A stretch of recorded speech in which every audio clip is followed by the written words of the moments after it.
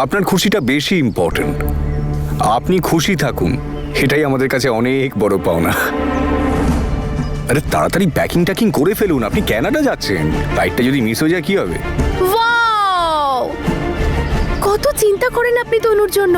Owner would be husband, oh sorry sorry sorry, would be husband নয়, আপনি তো would be কিন্তু fake husband.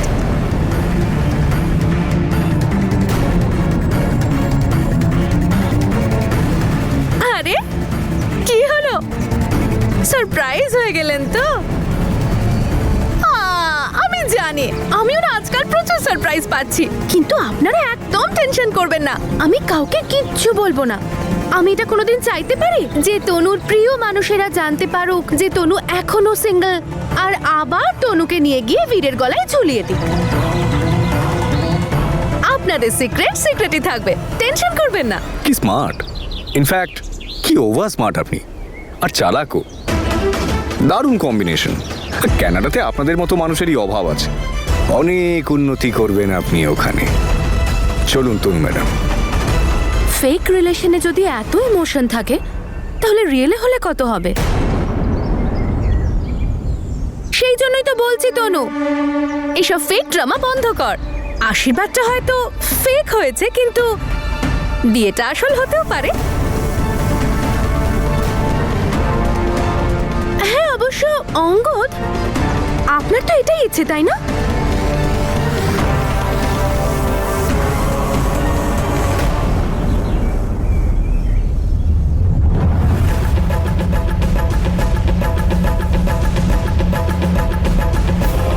আরে বাস, ফেক কানেকশনটাও সবকিছু কত রিয়েল।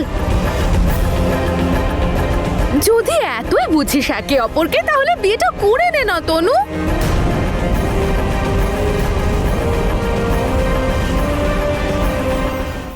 তুই এইসব বলতে এসেছিলি সেখানে? না, তোকে এটা দেখাতে এসেছি।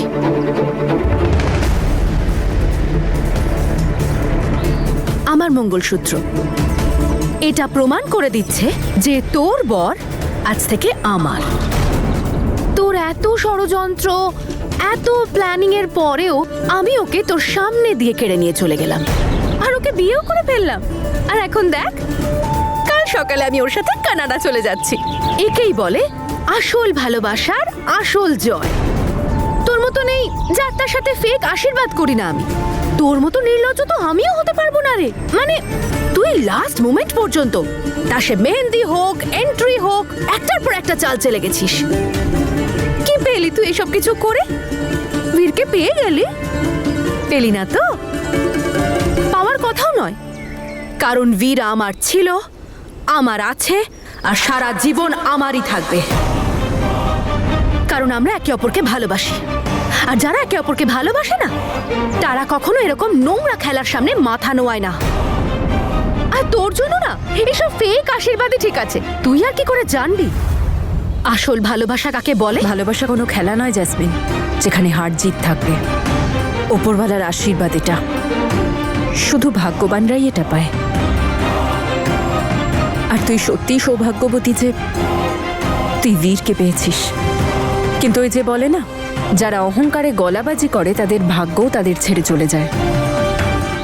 এমন যেন না হয় যেটাকে তুই তোর জয় ভাবছিস সেটাই তোর পরাজয় বদলে যায়। তাই শুধরে যা। ও ম্যাডাম, বন্ধ কর তোর এসব প্রবচন। তুই না এখন নিজের জন্য চিন্তা কর, আর এটা ভাব যে বাড়ির লোকেরা যখন তোর এই নকল এনগেজমেন্টের কথা জানতে পারবে, তখন ওদের কি প্রবচন দিবি? আমি যা করছি খুব ভালো করে জানি, তাই তুই টেনশন করিস না। আমি কেন টেনশন করতে যাব? টেনশন তো বাড়ির লোকেরা করবে যখন ওরা জানতে পারবে যে ওদের প্রিয় মেয়ে তনু ওদের কিভাবে ঠকিয়েছে। যাই হোক, আমার কি, আমি তো চললাম আমার বীরের সাথে আমার স্বপ্নে ডানা মেলে উঠতে। জাসমিন সামলে।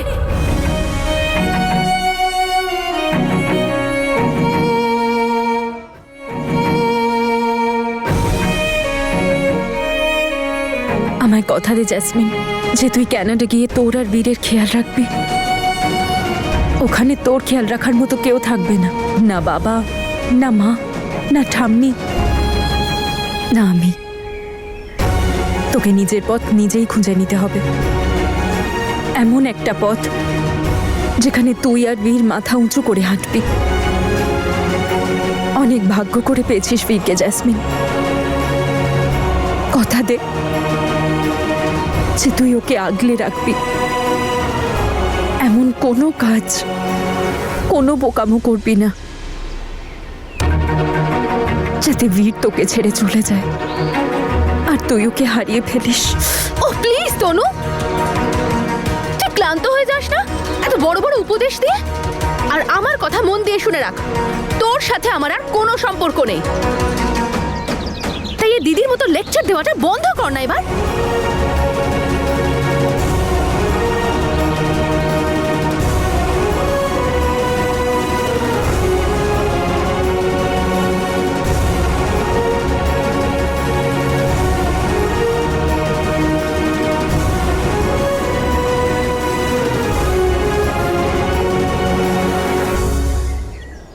আচার তো কত ভালোবাসে আমার বিটটা।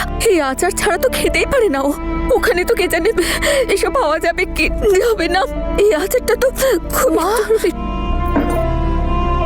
মা, এসব কি করছো তুমি? আরে লাড্ডু, লাড্ডু তো বীর কত ভালোবাসে তাই না? কোথায় গেল রে বাবা? ওখানে সব পাবে কি পাবে না? মা, নিজেকে সামলাও তুমি। কেন করছো তুমি এরকম? কি করে সামলাবো আমি নিজেকে? এরপরে আমার বীর কবে আসবে? আবার আসবে কি না আসবে কে জানে। জানিস তোরা আমাকে কি বলতো? জানিস তোরা আমায় বলতো আমার মা আমার জীবন, আমার পৃথিবী। আজ ওর মাকে, ওর পৃথিবীকে ছেড়ে চলে যাচ্ছে। ও দূরে চলে যাচ্ছে মনে হচ্ছে। আমার মনে হচ্ছে আমার যেন যেন ও আমার আশা ভরসা ভেঙে অনেক দূরে চলে যাচ্ছে। তুমি দেখো না। তুমি কি করছো মা? ধৈর্য রাখো না, ভুলে যাও, যেতে দাও।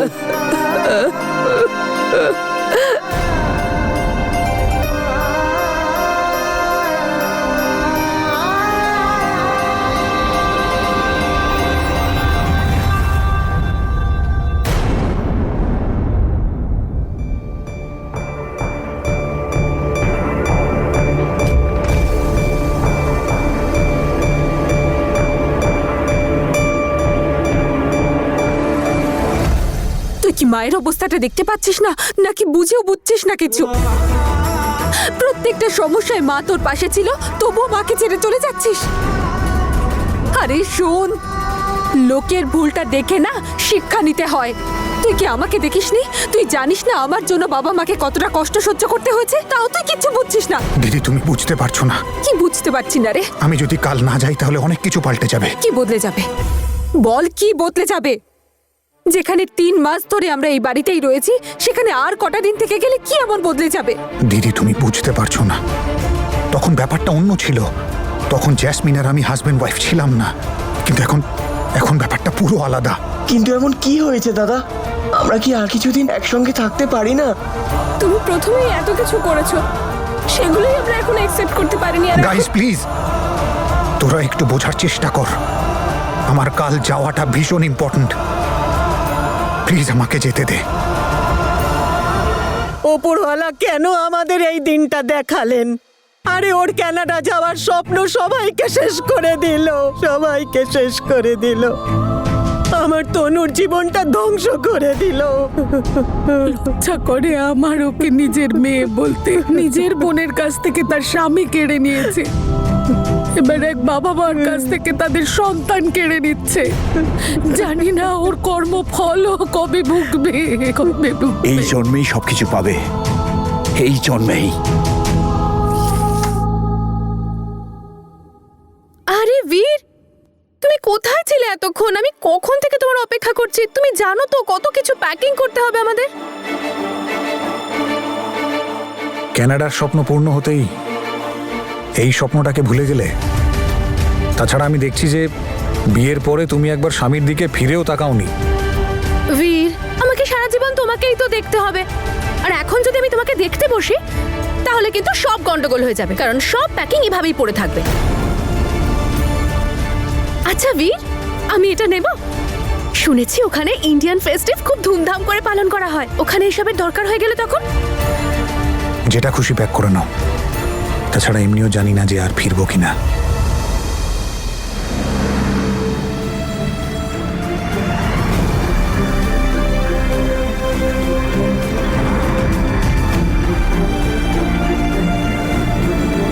অঙ্গদ, প্লিজ গাড়িটা থামাবেন, আমি একটু প্রার্থনা করতে যাব। আচ্ছা বীর, ওই আরেকটা কি সারপ্রাইজ আছে প্লিজ বলো না। এক্ষুনি বলবো না, টাইম হলে পরে বলবো। ওকে? আচ্ছা, তুমি এই প্যাকিংগুলো করে নাও। আমার ছোটখাটো 2-4টে কাজ পড়ে আছে একাডেমিতে, সেগুলো করে আসি। ততক্ষণ গুছিয়ে নাও এগুলো। ঠিক আছে বীর, আজ থেকে মিস্টার আর মিসেস সিং এর নতুন লাইফ শুরু, তাই তো? হ্যাঁ, আর এই জার্নিটা একদম নতুন হবে।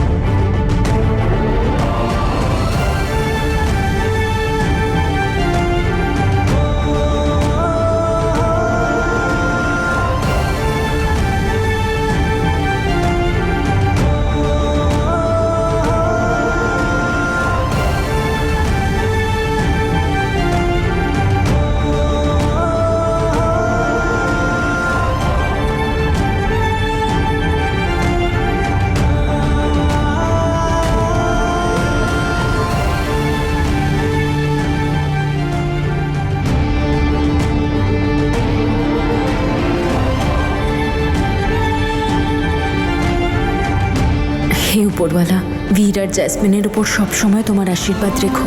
ওদের সেই সব সুখ দিও যেটা ওরা চায়। ওরা যেখানেই থাকুক যেন সবসময় ভালো থাকে। হে ঈশ্বর, তনু ম্যাডাম সত্যি একজন ভালো মনের মানুষ। ওনার উপর যেন আর কোনো দুঃখ কষ্ট কখনো না আসে।